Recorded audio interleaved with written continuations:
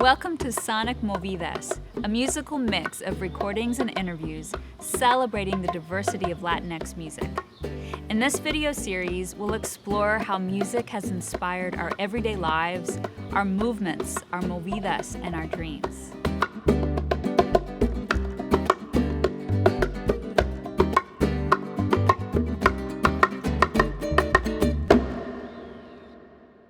Today we are featuring the University of Texas Mariachi Paredes.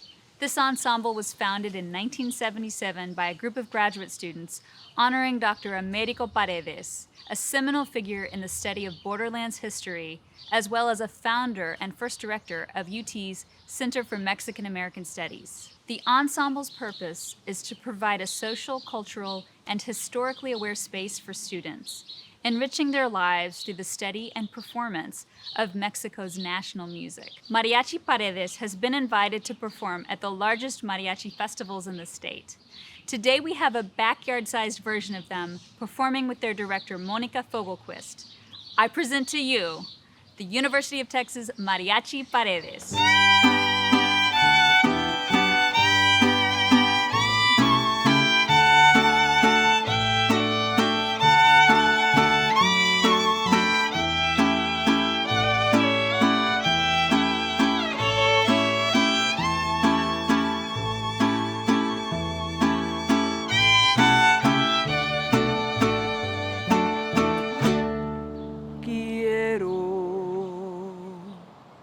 Que mis amigos, sin que se ofendan, me dejen sola,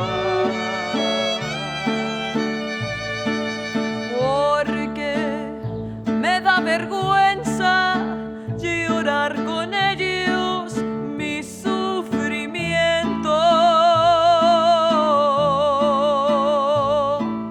aunque les agradezco que se preocupen por mi dolor.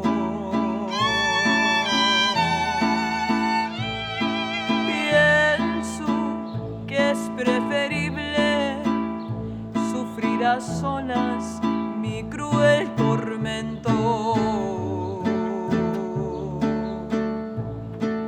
Ha de surgir del cielo, del infinito, del más allá,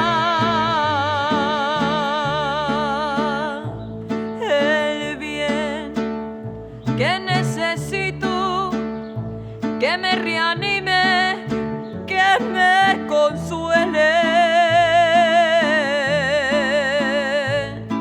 Quiero que se me borre todas las penas que él me dejó.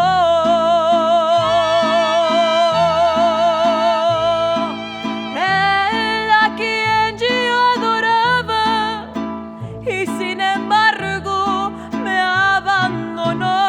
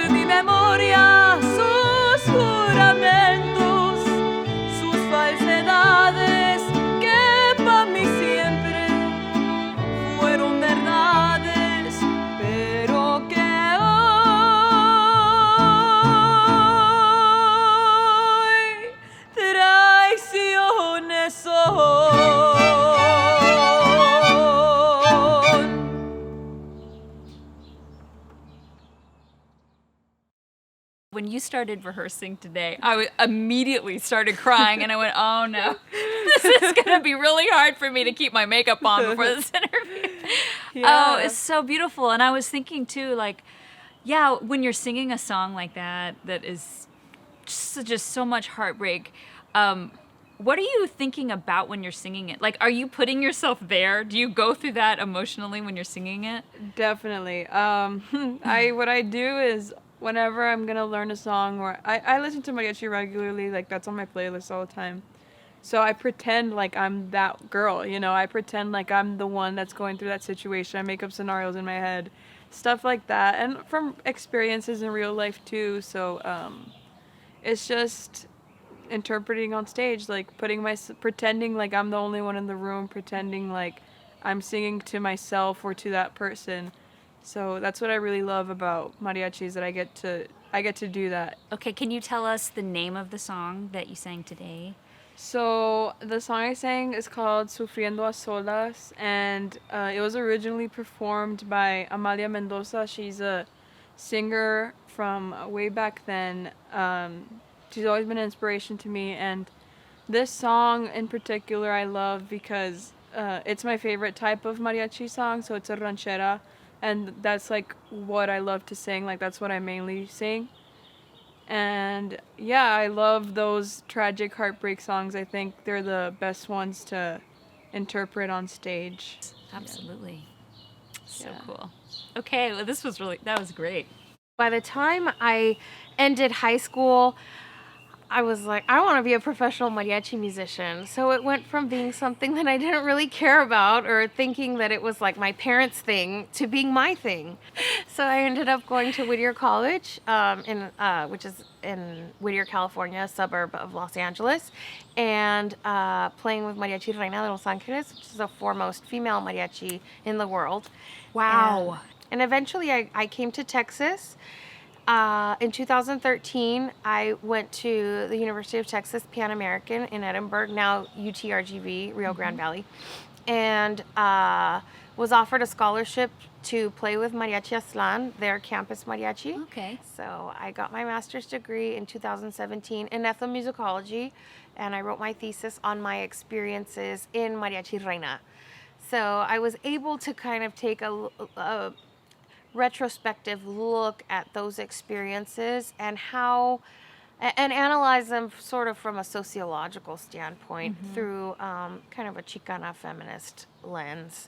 I wanted to ask you about that. Really curious. I mean, growing up around mariachis, and did you feel like it was more of a men's kind of thing to do? Like, did you have a lot of women examples growing up that played?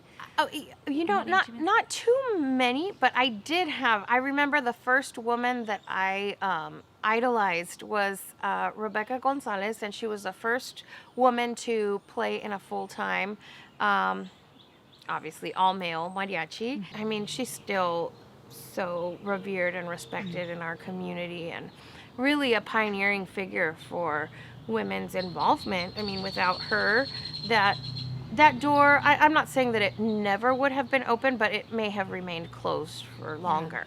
Mariachi music has been a part of my life since as long as I can remember. Both my parents grew up listening to it, so I grew up listening to it.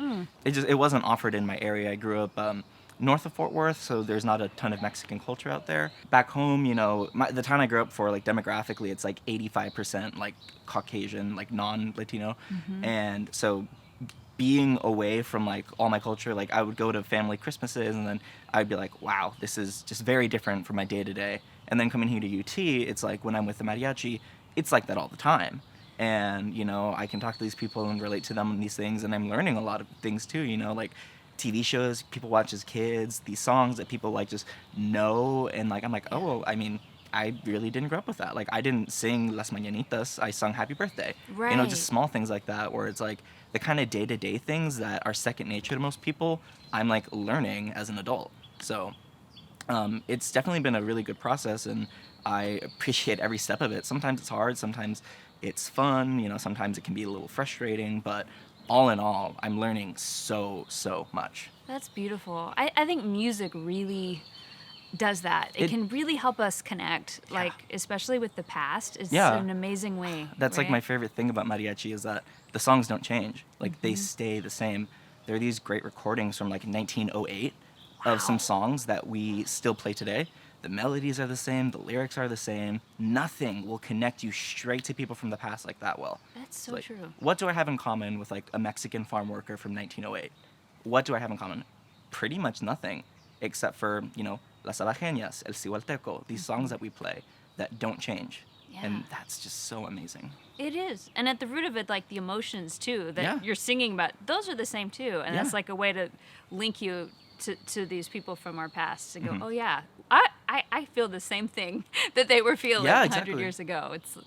It's a beautiful tradition. You know, my parents were like, oh, this is so cool, because like my dad, who grew up in Mexico, he's like, this is the music I grew up with, and it gave me a new way of experiencing my culture, beyond what I'd already done, rather than just being, you know, a listener of the music, being a performer now.